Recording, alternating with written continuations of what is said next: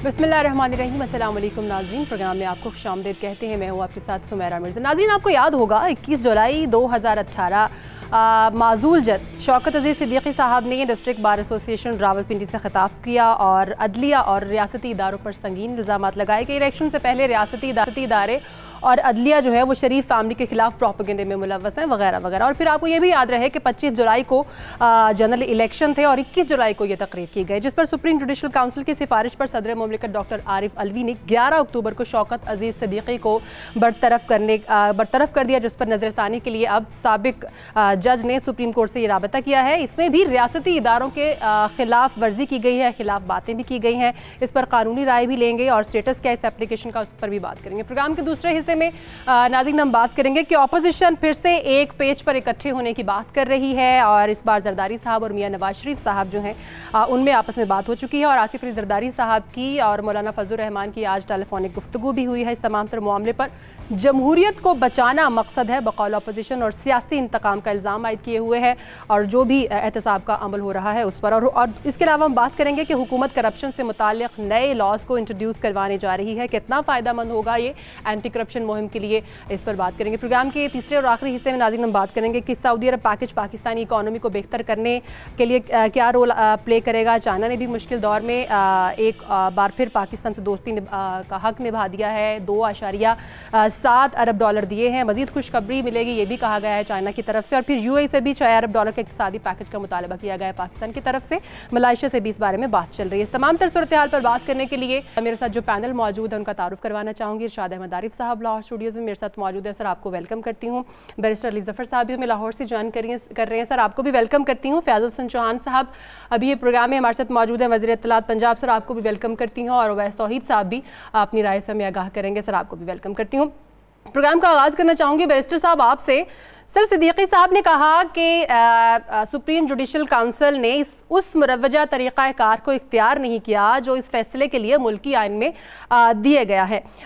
इसको थोड़ा ब्रीफ कर दीजिएगा। और इसके अलावा ये भी कि साबिक जज भी हो तब भी अगर आप दरख्वास्त में फिर से रियासती इदारों को बार बार तनकीद का निशाना बना रहे हैं और यही वो वजह है जिसकी वजह से आपको बरतरफ भी किया गया। यकीनन रिव्यू का फैसला तो सुप्रीम कोर्ट ही देगा, जाहिर है, लेकिन सर रियासती इदारों पर बार बार इल्ज़ाम तराशी करना, इल्ज़ाम लगाने पर अदालत उनको सज़ा दे सकती है इस एप्लीकेशन को खारिज करके?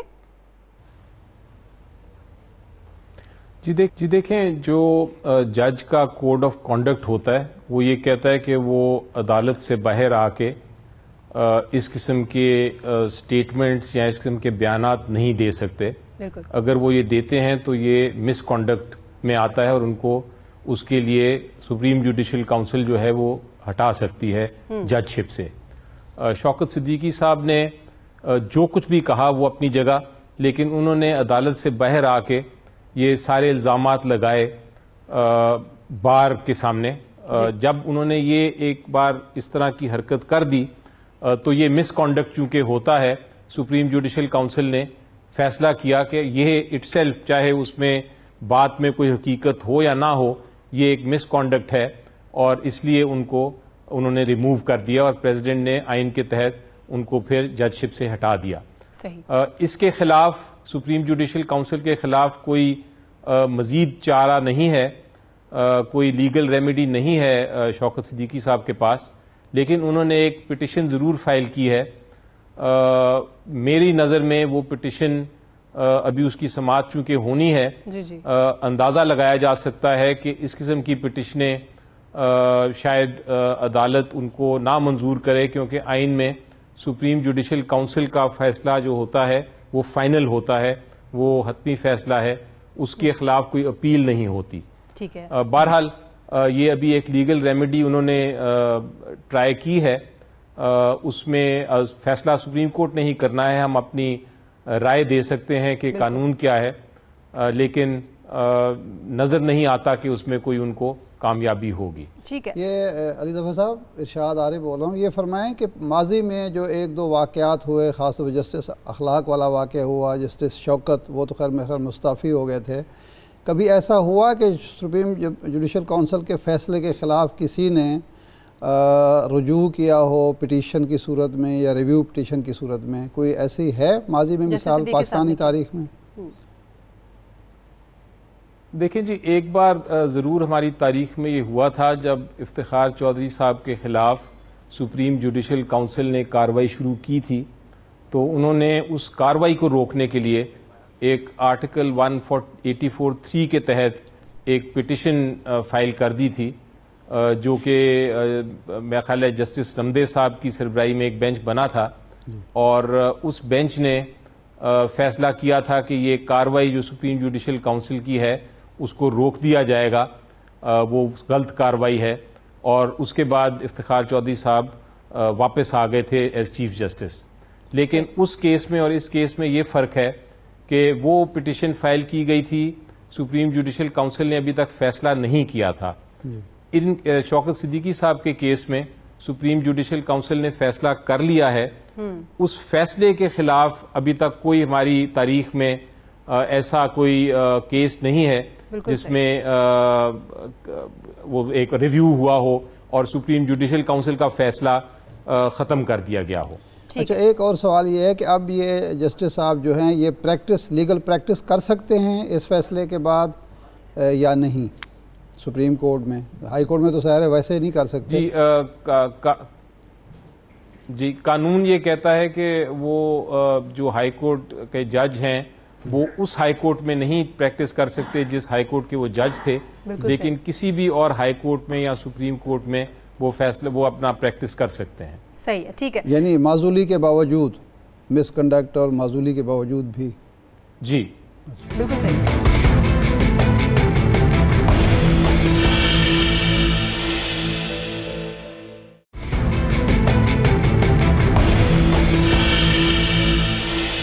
ویسا ملکی ریاستی اداروں کے بارے میں جو خیالات ہیں صدیقی صاحب کے، وہ تو خیر افسوس کی بات ہے ہی۔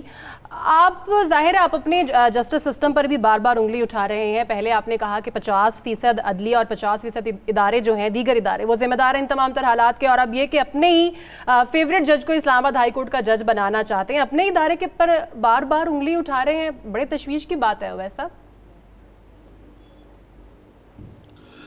میں دیکھیے، جس طرح سابق وزیر اعظم نواز شریف صاحب نے نااہلیت کے بعد ایک متنازع اور غیر ذمہ دارانہ بیان دیا تھا ڈان کے انٹرویو میں کہ we should not allow non state actors to cross the border into Mumbai and kill 150 people, کہ ہمیں ہماری ریاست کو غیر ریاستی عناصر کو نہیں الاؤ کرنا چاہیے، اجازت نہیں دینے چاہیے کہ وہ ممبئی میں جائیں اور 150 افراد کو ماریں۔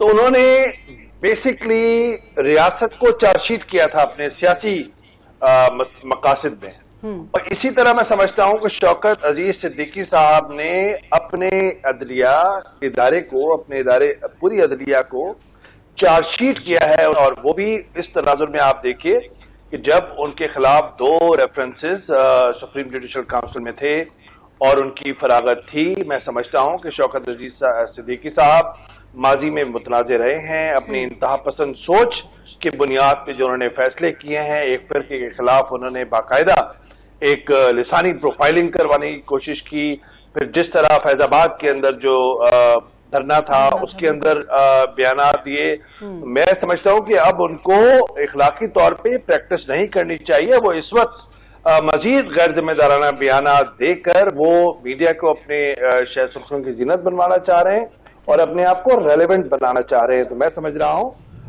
کہ ان کی یہ غیر اخلاقی، غیر ذمہ دارانہ بیانات ہیں، اس کا خاتمہ ہونا چاہیے۔ انہوں نے اپنی اننگز کھیل لی ہے، صحیح یا غلط، اگر وہ اس کو مزید اچھالیں گے تو بہت سارا گند ان کے دامن پر گرے گا، جو میں سمجھتا ہوں کسی بھی ماضی میں اتنے ذمہ دارانہ عہدے پر رہ کے وہ نہیں ہونا چاہیے۔ بالکل ٹھیک ہے ارشاد صاحب، اپنے ذاتی مفادات کی خاطر ملک کی عزت کو داؤ پر لگانا، دنیا کی بہترین افواج میں جس فوج کا شمار ہوتا ہے اس پر الزام لگانا، ملک کی سلامتی کو داؤ پر لگانا اور پھر بار بار لگانا، ایک بار نہیں، ایسے شخص کو دوبارہ اس معزز عہدے کے قابل سمجھا جائے؟ ظاہر ہے اس عہدے کے قابل تو وہ اب نہیں رہے نا جی، ایک دفعہ معزول ہو گئے تو دوبارہ جج تو نہیں بن سکتے۔ جس طرح علی ظفر صاحب کہہ رہے ہیں وہ وکیل کے طور پر پریکٹس کر سکتے ہیں، لیکن عین ممکن ہے اس طرح کی وہ حرکتیں کرتے ہیں تو شاید کسی وقت اپنا لائسنس بھی کینسل کرا بیٹھیں۔ ایک شخص کو اللہ تعالیٰ نے عزت دی، وہ اسلام آباد ہائی کورٹ کا جج بن گیا، وہ سینئر جج تھے، وہ چیف جسٹس بھی کسی وقت بن سکتے تھے، لیکن اس غیر متوازن رویہ کہوں گا کہ کبھی وہ اب اسلام آباد دھرنے کو لے لیجئے کہ حکومت نے کوشش کی، فوج نے کوشش کی اس دھرنے کو بخیر و خوبی ختم کرانے کے لیے. اس وقت انہوں نے نوٹس لے لیا اور اس کو احسن اقبال صاحب کو بلا لیا کہ جی آپ کیوں ختم کرا رہے ہیں، یعنی آپ ملک میں فساد چاہتے ہیں. غیر متوازن رویہ تھا. اسی طرح آپ کے خلاف جوڈیشل کارروائی ہو رہی ہے جوڈیشل کمیشن میں، آپ ہائی کورٹ بار میں وہاں بار میں جاتے ہیں، راولپنڈی بار میں، اور جا کے ایک تقریر کھڑکا دیتے ہیں. تو اس کی وجہ سے انہوں نے سب سے زیادہ اپنے آپ کو نقصان پہنچایا ہے، کیونکہ 21 جولائی کو انہوں نے بیان دیا، نہ تو اس کا فائدہ نواز شریف صاحب کو پہنچا کہ الیکشن کے نتائج کو وہ تبدیل کر سکتے، نہ وکلاء برادری نے ان کا ساتھ دیا، نہ کسی اور طبقے نے، بلکہ جو لوگ ان کے بعض فیصلوں کی وجہ سے خوش تھے اور ان کو ایک ہیرو سمجھتے تھے، انہوں نے بھی سمجھا کہ یہ فیصلے بھی شاید مستقبل بینی کے تحت تھے کہ جی میں ہیرو بن کے جب میرے خلاف کوئی کارروائی ہوگی تو میں کہوں گا جی ان فیصلوں کی وجہ سے ہوگا. اگر وہ ان فیصلوں کو بنیاد بناتے اپنی برطرفی کی تو شاید ان کو کوئی ہمدردی مل جاتی. لیکن جب آپ نے عدلیہ کو، فوج کو متون کرنا شروع کر دیا تو وہ ہمدردیاں بھی اب ختم کر بیٹھے ہیں. تو میرا خیال ہے یہ رویہ مناسب نہیں ہے کسی بھی ذمہ دار شہری کو، خاص طور پر جو جج رہا ہو. یعنی آپ یہ سوچنے پر مجبور کر رہے ہیں کہ جن لوگوں نے آپ کو جج بنایا ان کی اصابت رائے اور ان کے بارے میں سوچنا پڑے گا کہ کس بنیاد پر ان کو جج بنایا گیا تھا. کہ اب اگر ذاتی معاملے میں وہ اس قدر غیر متوازن ہے تو باقی فیصلوں میں وہ کیا کرتے ہوں گے؟ بالکل صحیح سوال. میرا خیال ہے وہ اپنے ساتھ زیادتی کر رہے ہیں. بالکل ٹھیک ہے. بریک لیتے ہیں ناظرین. بریک کے بعد جب ہم واپس آئیں سے کنٹینیو کریں گے، ساتھ ہی رہیے گا.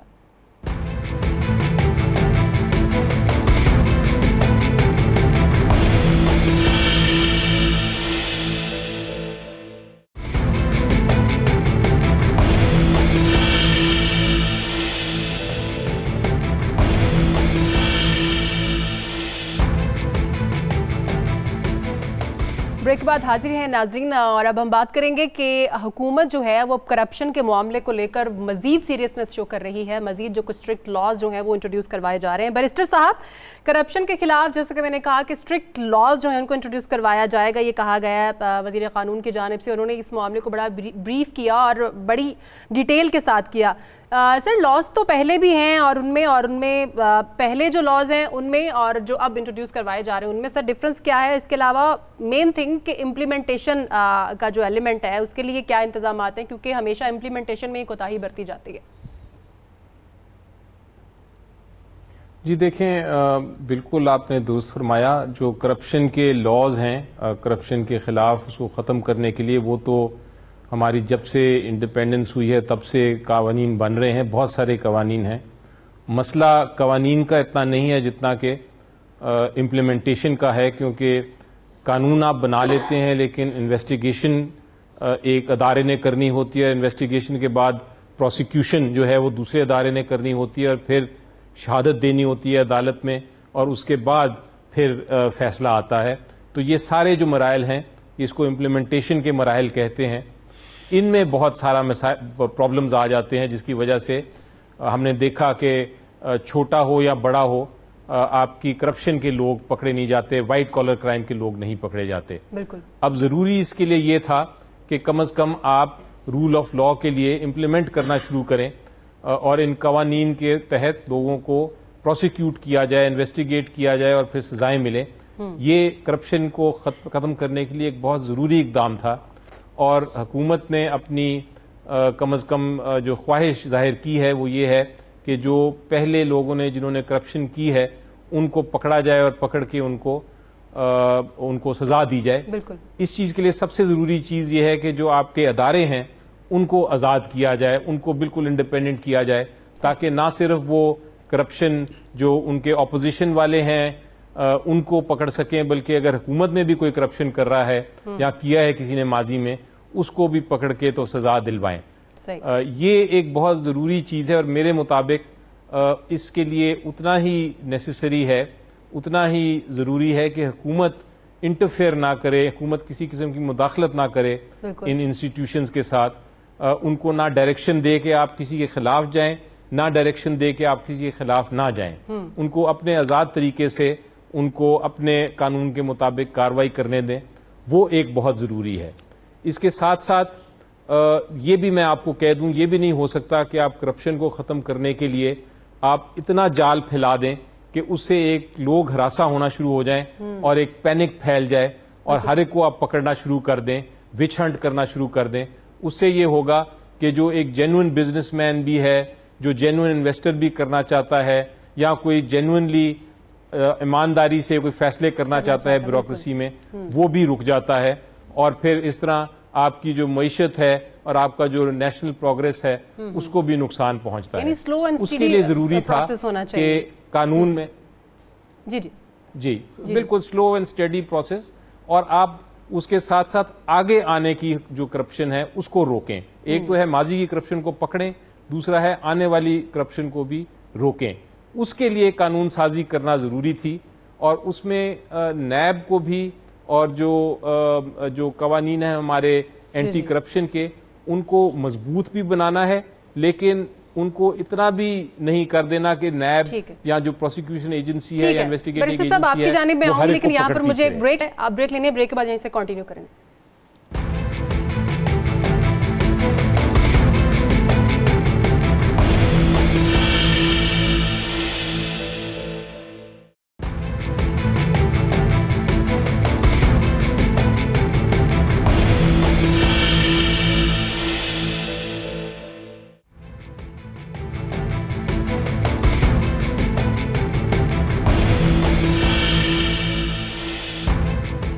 بریک بعد خوش آمدید ناظرین. تو بریک سے پہلے ہم بات کر رہے تھے کہ تمام اپوزیشن جماعتیں جو ہیں وہ اکٹھی ہو رہی ہیں. فیاض حسن چوہان صاحب ہمارے ساتھ موجود ہیں. فیاض صاحب، اپوزیشن دوبارہ اکٹھے ہونے کی کوشش کر رہی ہے. پچھلی بار کا اتحاد تو آپ نے بھی دیکھا ہو کس طرح سے بری طرح سے فلاپ ہوا ہے. زرداری صاحب نے کہا ہے کہ اصل مسئلہ جو ہے وہ یہاں پر 18th امینڈمنٹ کا ہے، اس کو واپس لانا چاہتے ہیں. دوسری بات انہوں نے ایک یہ بھی اہم بات کی ہے کہ اصل ایشو جو ہے وہ صرف اور صرف مجھ سے ہے، میرے ہی دوستوں کو اٹھایا جا رہا ہے. کیا کہیں گے؟ بسم اللہ الرحمن الرحیم. دیکھیں، بنیادی طور پر یہ سارے لوگ کے جو اکٹھے ہو رہے ہیں، میں نے آج سے 2 دن پہلے بھی کہا تھا کہ یہ بنیادی طور پہ آل پاکستان لوٹ مار ایسوسی ایشن ہے کہ جس نے پچھلے 10 سالوں میں خصوصاً اور پچھلے 40 سالوں میں عموماً اس پاکستان کو لوٹ کر اس کے اوپر اربوں ڈالر کا قرضہ یا اس کے سارے اداروں کو خسارے میں، ہزاروں ارب روپے کی منی لانڈرنگ، ہزاروں ارب روپے کی کرپشن کرنے کے بعد اب پہلی حکومت آئی ہے کہ جو مساق جمہوریت کی چھتری تلے ان کی آپس میں نہ تو کزن ہے، نہ رشتہ دار ہے، نہ عزیز ہے، وہ بالکل آزاد ہے اور عمران خان صاحب کی قیادت میں احتساب کرنا چاہتی ہے. اور اس پاکستان کی عوام نے عمران خان صاحب کو اور پی ٹی آئی کو مینڈیٹ ہی یہی دیا ہے کہ اس ملک کو اس لاچاری اور بےحالی اور بدحالی تک جنہوں نے پہنچایا ہے ان کا احتساب کیا جائے، ان کا چیک اینڈ بیلنس کیا جائے. تو میں یہ سمجھتا ہوں کہ اب ان کو یہ چیزیں نظر آ رہی ہیں کہ اب یہ سارا کچھ ہونے چلا ہے.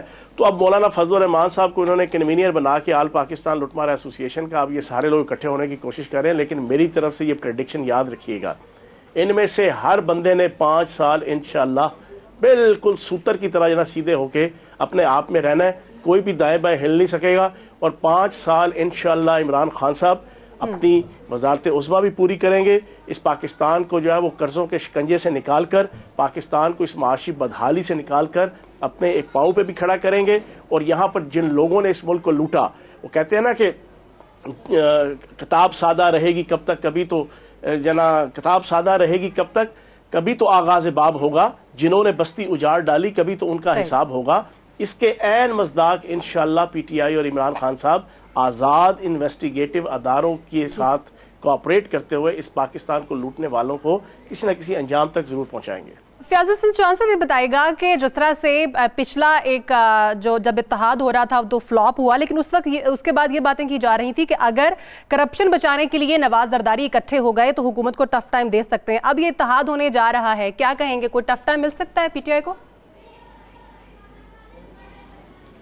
سر، یہ جتنا مرضی اتحاد کر لیں، یہ چاہے آل پارٹیز کانفرنس بلائیں، چاہے یہ کنٹینروں پہ چڑھیں، چاہے یہ کیٹو کی پہاڑی پہ چڑھیں، یہ جو کچھ مرضی کر لیں، پاکستان کی عوام دیکھ رہی ہے کہ عمران خان صاحب being a prime minister, being a leader of the Pakistan, جس اخلاص اور دیانتداری کے ساتھ اس پاکستان کو اس معاشی مجدہار سے، اس معاشی مصائب سے، اس سیاسی اور اخلاقی بےحالی اور بدحالی سے نکالنے کے لیے جد و جہد کر رہے ہیں. پاکستان کی عوام انشاءاللہ ان کے کسی جناب لارے لپے میں نہیں آئے گی، ان کے کسی किस्म के जना वो धोखे में नहीं आएगी, और इंशाल्लाह इमरान खान साहब की क़यादत में और सरदार उस्मान बुज़दार साहब की क़यादत में पंजाब के अंदर हम खिदमत करते रहेंगे। ये हमारा राइट है, हमारा हक है, क्योंकि आवाम ने हमें वोट ही इसी मकसद के लिए दिया है। और मुझे फख्र है कि मेरा कायद इमरान खान अपने इस अज़्म और अपनी इस डिटर्मिनेशन के ऊपर कायम है। वो इक़्तिदार में आने के बाद उसने अपने आप को डेविएट नहीं किया अपने इस अज़्म और इस इरादे से। बिल्कुल ठीक। वैसे तो इस सब करप्शन का खात्मा, डूबती मईशत को मस्बत तरीक़ों से सहारा देना, आवाम के मफादात को अपनी पहली तरजीहात में रखना, मुल्क की तशख़्ख़ुस को बेहतर बनाना, बेघरों को घर देना और बहुत कुछ ऐसा जिसमें पाकिस्तान तहरीक इंसाफ जो है वो आवाम के फ़ायदे की बात करती है। क्या ये वो जमहूरी क़ुव्वतें हैं जिसके कमज़ोर होने की निशानदही कर रही है अपोजिशन, और जिसे मजबूत करने के लिए अब अपोजिशन इकट्ठी होने जा रही है? देखिए सुबैरा, मैं समझता हूँ कि ये तो एक बहस तलब बात है कि तहरीक इंसाफ आगे क्या करना चाहती है और इस वक्त क्या कर रही है, लेकिन अभी जो कुछ लम्हात पहले साबिक़ सदर आसिफ अली ज़रदारी साहब लाहौर में मौजूद हैं और मैं समझता हूँ कि वो तपश महसूस कर रहे हैं एहतसाब की या उन केसेस की जिसमें उनके दोस्त, जो उन्होंने नाम नहीं लिया, ओमनी ग्रुप का नाम नहीं लिया, अनवर मजीद साहब का नाम नहीं लिया और उन बेनामी अकाउंट्स का नाम नहीं लिया, का जिक्र नहीं किया, और जिसमें अब 35 अरब का मामला था, अब वो 54 अरब का है और तफ्तीशकार कह रहे हैं कि ये जो रकम है वो 100 अरब तक पहुंच सकती है और 100 के लगभग जो अफराद हैं वो उसमें मुलविस हैं और ये 2015 का केस है। आसिफ अली ज़रदारी साहब समझते हैं कि उनके जो दोस्त हैं, जब उन पर दबाव पड़ेगा और जब दबाव पड़ेगा तो क्या क्या उगल सकते हैं, और जो मेरी इत्तलात हैं, जो हमारी इत्तलात हैं वो ये है कि जब ये मामला सर उठाने लगा इंतखाबात से कबल, तो फिर इन्होंने खत लिखा और बशीर मेमन साहब के खिलाफ लिखा जो FIA को हेड कर रहे थे, सरबराह थे, और फिर ये सुप्रीम कोर्ट गए कि इलेक्शन पहले करने दिया जाए, उस पर ये असरअंदाज होंगे ये केसेस। और उसके बाद इनके जो वकील हैं और साबिक चेयरमैन सेनेट भी रहे हैं फारूक नाइक साहब, उन्होंने जो इनके करीबी हल्के हैं वो ये इशारे दे रहे हैं कि उन्होंने समझाया कि आप अनवर मजीद साहब, उनके साहबजादे, उनको अदालत में पेश होने दें, उनको जमानत पे रिहा हो सकते हैं, ECL में नाम नहीं आएगा। जब वो पेश हुए तो खिलाफ तवक्को उनको गिरफ्तार कर लिया गया और ये वो लोग हैं जो सियासी कारकुन नहीं हैं, जो सहुबतें नहीं उठा सकते। आसिफ अली ज़रदारी साहब इस वक्त समझते हैं कि जो उनके करीबी हल्के हैं वो समझते हैं कि एस्टेब्लिशमेंट से कहीं ना कहीं इलेक्शन से पहले बलूचिस्तान के जो सारे मामलात हो रहे थे उसमें कहीं ना कहीं उन्हें धोखा मिला है, या उनको जो तस्वीर देखने की जो उनकी सलाहियत थी उसमें कहीं ना कहीं कमी वाक़ई हुई और तस्वीर में बहुत अधूरे जो सिरे हैं उसके अंदर ये फंसते हुए नजर आ रहे हैं इस वक्त आसिफ अली ज़रदारी साहब। इसी वजह से वो सियासी मैदान में आए हैं और मैं समझता हूं कि नवाज शरीफ साहब से मुलाकात के जो मुतमन्नी हैं बराह रास्त बिलवास्ता हो रहे हैं। दूसरी बात जो मुख्तसर में कहूंगा, दूसरी बात जो कहूंगा वो ये कि तहरीक इंसाफ के जो दोस्त हैं जिस तरह की जबान इस्तेमाल कर रहे हैं, जिस तरह सियासी दर्जे हरारत को ऊपर रखना चाह रहे हैं, जिस तरह अपोजिशन चाह रही है, मेरे ख्याल में, मेरी राय के अंदर, नाकिस राय में, वो उनके लिए साजगार नहीं होगी, क्योंकि ठीक है जब IMF के पास जाएंगे और जब कड़े फैसले करने पड़ेंगे तो उनको कानून साजी के लिए सेनेट और जरूरत पड़ेगी इनकी। बिल्कुल सही कह रहे हैं आप, बिल्कुल सही। वो राहें उनकी बड़ी मुश्किल हो जाएगी। बैलेंसिंग रवैया रखना चाहिए अपने, बिल्कुल सही कह रहे हैं आप। एहतसाब करे, लेकिन वो एहतसाब के जो इदारे हैं उनको आजाद और शफाफ करने दे, उसके अंदर सियासत की मिलावट ना करें।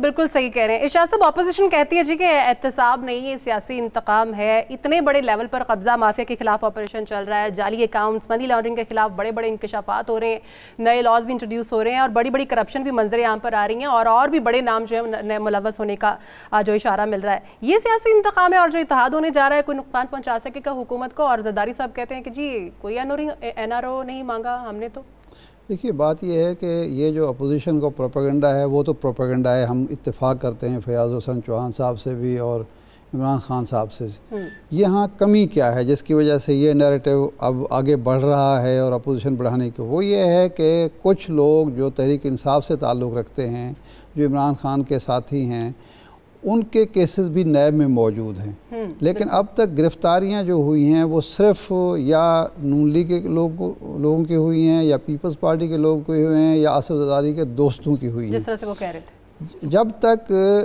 یہ نہیں ہوتا کہ کچھ لوگ ادھر سے بھی جو واقعتاً مجرم ہیں یا جو مطلوب ہیں یا جن پر سنجیدہ نوعیت کے الزامات ہیں، دوسری طرف بھی کارروائی نہیں ہوتی، اس وقت تک تو یہ منترا چلتا رہے گا اور لوگ سنتے بھی رہیں گے۔ اگر اسی طرح کی کارروائی ہو جاتی ہے ایک آدھ بڑے مگرمچھ کے خلاف، تو پھر اپوزیشن کا نیریٹو بالکل ختم ہو جائے گا۔ ایک تو یہ پرابلم ہے۔ دوسری جو بات کی ہے اویس صاحب نے، بالکل یہ حکومت کے سوچنے کی بات ہے کہ اگر وہ معاشرے میں تبدیلی لانے کے لیے، معاشرے سے کرپشن کو ختم کرنے کے لیے قانون سازی کرنا چاہتی ہے، تو پھر اس کو سینٹ میں اکثریت حاصل نہیں ہے۔ پھر اگر اتنا سخت زبان آپ استعمال کریں گے اور اس کے بعد پھر آپ ان کا تعاون حاصل کریں گے، تو تعاون بھلے مل جائے آپ کو، لیکن آپ کی اخلاقی پوزیشن بڑی کمزور ہوگی۔ جس طرح سینٹ کے جو چیئرمین کا الیکشن تھا، اس میں آپ نے یعنی پیپلز پارٹی نے اور آپ نے ایک ہی امیدوار کو ووٹ دیا، تو اس پہ عوام میں ایک رد عمل آیا کہ شاید ان دونوں کا اتحاد ہو گیا اور اس کا فائدہ اٹھانے کی نون لیگ نے کوشش کی۔ تو اس لیے کوئی ایسی اسٹریٹجی بہرحال ان کو بنانی چاہیے جس کی وجہ سے ان کی اخلاقی پوزیشن جو ہے نیب کی سطح پر بھی اور عوام کی سطح پر بھی وہ برتر رہے، محفوظ رہے، اور لوگوں کو یہ کہنے کا نہ موقع ملے کہ یہ انتقام ہو رہا ہے یا کوئی ملی بھگت ہوگی۔ ایک پہلو۔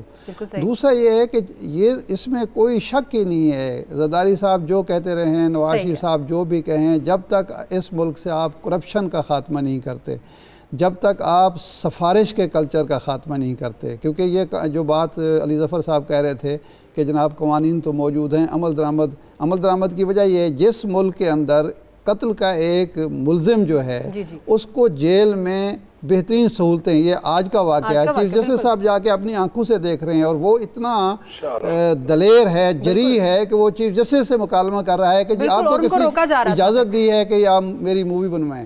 یعنی یہ جب ایک ریاستی ادارے یہ سہولتیں فراہم کر رہے ہیں، یہ سفارش کا کلچر ہے، یہ کرپشن کا، رشوت کا، اس کو آپ اگر ختم نہیں کریں گے تو اس کے بعد کوئی بھی آپ نہ اصلاح کر سکتے ہیں، نہ ترقی اور خوشحالی آ سکتی ہے۔ 100 ارب کا آپ منی لانڈرنگ کا جو معاملہ ہے 100 ارب تک پہنچ گیا اور یہ آگے بڑھ رہا ہے، تو اس لیے یہ بڑا ضروری ہے، لیکن اس میں حکمت اور تدبیر اور تدبر کا پہلو بہرحال مد نظر رکھا جائے تاکہ یہ عمل جو ہے یہ مشکوک نہ ہو، متنازع نہ ہو۔ ٹھیک ہے ارشاد صاحب، آپ کی یہی بات میں بیرسٹر صاحب کو جانب لے کے جانا چاہوں گی۔ بیرسٹر صاحب، دو بڑی اہم باتیں کی ارشاد صاحب نے سفارش اور رشوت کے کلچر کی کہ اس کو ختم ہونا چاہیے پاکستان کے معاشرے سے، ایک بات یہ، دوسری بات یہ کہ جس طرح سے یہ بات کی جا رہی ہے کہ پاکستان تحریک انصاف میں بھی ظاہر ہے کچھ لوگ ہیں جو نابزدہ ہیں، تو جو اپوزیشن ہے وہ یہی شکوہ کرتی ہے کہ جی بیلنس نہیں ہو رہا ہے، جو کارروائی ہو رہی ہے وہ ایکول نہیں ہو رہی ہے، تو آپ کو لگتا ہے کہ اس میں کچھ ون سائیڈڈ ہو رہا ہے، نیریٹو اسٹرانگ ہے یہاں پر اپوزیشن کا؟ یہ جی دیکھیں، یہ بہت ضروری ہے، جس طرح میں نے کہا کہ انسٹیٹیوشن آزاد ہوں اور وہ جو اکاؤنٹیبلٹی ہے، احتساب ہے، وہ سب کے لیے برابر ہو، چاہے وہ حکومت کے اندر ہوں یا باہر ہوں۔ یہ ضرور دیکھنے میں آ رہا ہے اور لوگ بات کر رہے ہیں، اور یہ حقیقت بھی ہے کہ کچھ کیسز جو اس وقت چل رہے ہیں وہ سارے اپوزیشن کے خلاف چل رہے ہیں، لیکن جو الزامات کچھ پارٹی کے اپنے ممبران کے خلاف ہیں وہاں کوئی کارروائی نہیں ہو رہی۔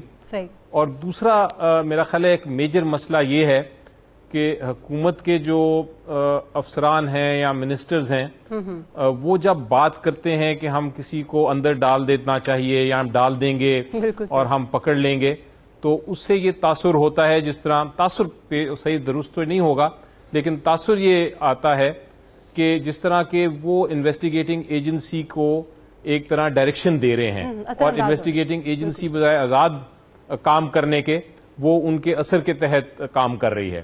یہ تاثر نہیں ملنا چاہیے، یہ ایک امپریشن آتا ہے اور اس کی وجہ سے اپوزیشن جو ہے اس کی جو نیریٹو ہے وہ پھر لوگ اس کے واقعی کہتے ہیں کہ ہاں اس میں ضرور کچھ سچ ہوگا، اس سے پرہیز کرنا چاہیے۔ اور تیسری چیز، ایک اور بہت ضروری بات ابھی کی سب نے ہی کی میرا خیال ہے، उसको मैं आगे थोड़ा सा बढ़ाता हूँ, वो ये है कि ये सारी हिकमत अमली के साथ होना चाहिए। करप्शन का खात्मा करने के लिए आप एक गन नहीं चला सकते हर तरफ कि किसी को भी लग जाए, आपको सोच समझ के करना पड़ता है। करप्शन ये नहीं होती कि आप गलत फैसला करें, गलत फैसला कोई भी कर सकता है, मैं भी कर सकता हूं, आप भी कर सकते हैं।